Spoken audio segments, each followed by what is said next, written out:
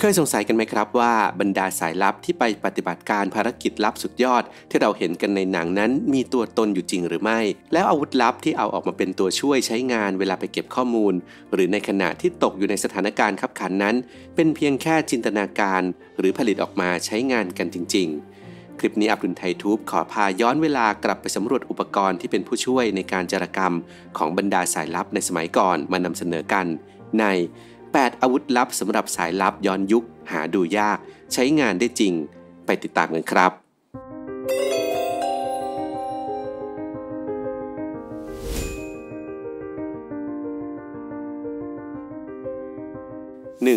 กล้องแมลงปอ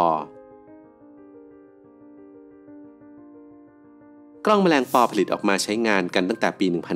1974 หรือเมื่อเกือบ 50 ปีก่อนเกิดขึ้นจากแนวคิดที่ต้องการผลิตกล้องสืบราชการลับที่มีรูปทรงคล้ายกับแมลงจนมาลงตัวที่กล้องแมลงปอที่มีขนาดกำลังพอเหมาะคือยาวประมาณ 3 นิ้วน้ำหนักเบาประมาณ 1 กรัมซึ่งน่าจะเรียกได้ว่าเป็นอากาศยานไร้คนขับรุ่นแรกๆของโลกขับเคลื่อนด้วยเครื่องยนต์ขนาดจิ๋วที่เติมน้ำมันบังคับทิศทางด้วยรีโมทคอนโทรลเหมาะสำหรับการเอาไว้ใช้สอดแนมถ่ายภาพในระยะใกล้ๆในสถานการณ์คับขันหรือไม่ต้องการให้ศัตรูรู้ตัวไม่เหมาะที่จะบินในระยะทางไกล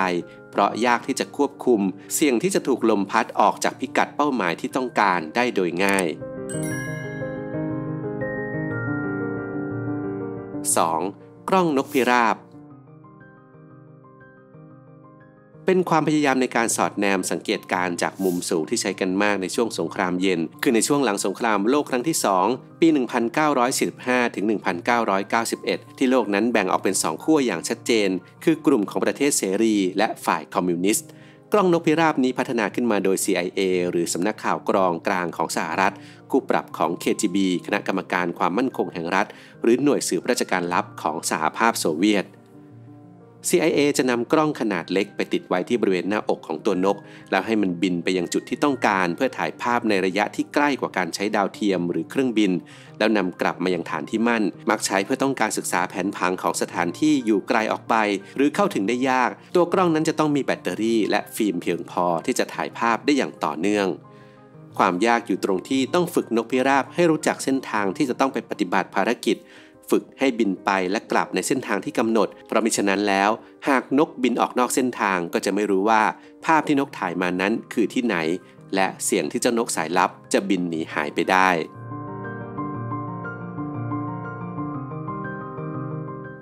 3. ชาลีหุ่นยนต์ปลาดุกหุ่นยนต์กันน้ำที่ผลิตออกมาใช้งานในปี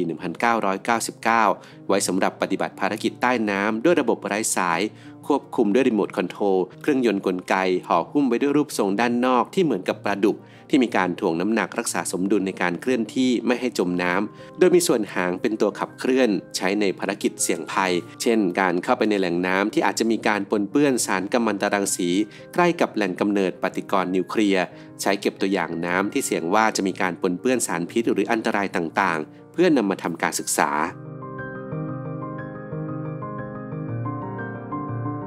4. กล้องที่ซ่อนไว้ในเครื่องประดับไม่ว่าจะเป็นแหวนนาฬิกากล่องบุหรี่ไฟแช็กปากกาแว่นตาหรือแม้แต่กระดุมเสื้อที่เราเคยเห็นในหนังล้วนเป็นแอ็กเซสซอรีที่สามารถติดตั้งกลไกพิเศษเอาไว้สำหรับใช้ถ่ายภาพได้ทันที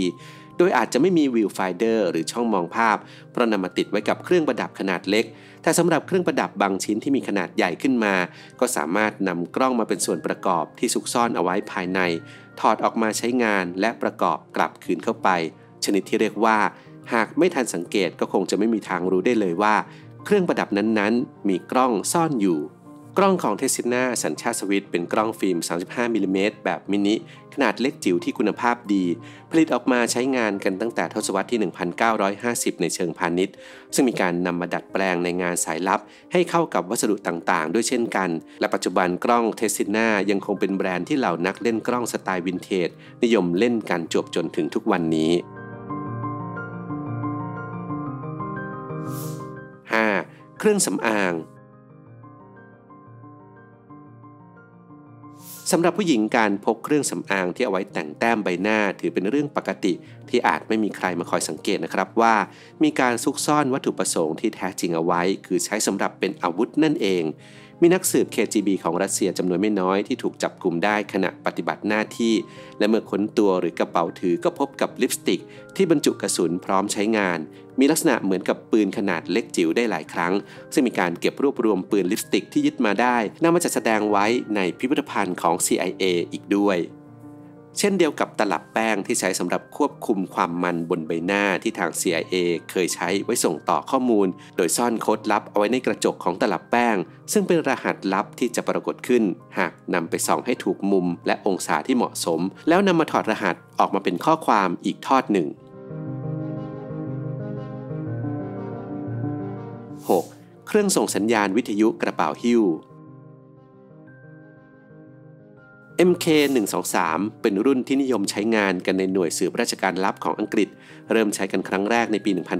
1955 ด้วยการส่งสัญญาณวิทยุแบบไร้สายโดยเฉพาะอย่างยิ่งปฏิบัติการที่ถือว่าเป็นที่กล่าวขวัญถึงมากที่สุดก็คือในเดือนพฤศจิกายนปี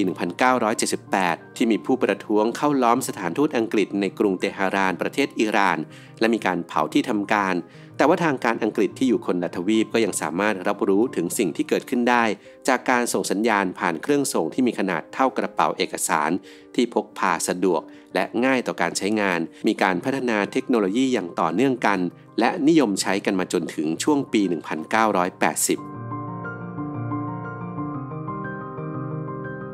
7. เครื่องดักฟังในหนังแอคชั่นที่เราดูมักจะเห็นว่าเสื้อผ้าที่บรรดาสายลับสวมใส่อาจมีการซ่อนกล้องไมโครโฟนหรือติดเครื่องดักฟังขนาดเล็กเอาไว้ที่กระดุมสาบเสื้อซึ่งสิ่งเหล่านี้เป็นเรื่องที่เกิดขึ้นจริงมาตั้งแต่สมัยสงครามเย็นที่มีการพัฒนาอุปกรณ์กันมาอย่างต่อเนื่องเพื่อเพิ่มประสิทธิภาพในการใช้งานให้ดักฟังได้ชัดเจนมากขึ้นในระยะที่ไกลขึ้นกว่าเดิมหรือให้อุปกรณ์มีขนาดเล็กลงในที่นี้ยังรวมถึงไป๊หรือกล้องสูบยาที่ด้านในนั้นไม่ได้บรรจุยาเส้นเอาไว้แต่เต็มไปด้วยอุปกรณ์อิเล็กทรอนิกส์สำหรับใช้เป็นเครื่องรับวิทยุที่สายลับต้องนำมาถือติดมือทำท่าเหมือนกำลังสูบเพื่อที่จะสามารถได้ยินหรือรับฟังคำสั่งจากภายนอกมีใช้กันมาตั้งแต่เมื่อกว่า60ปีก่อน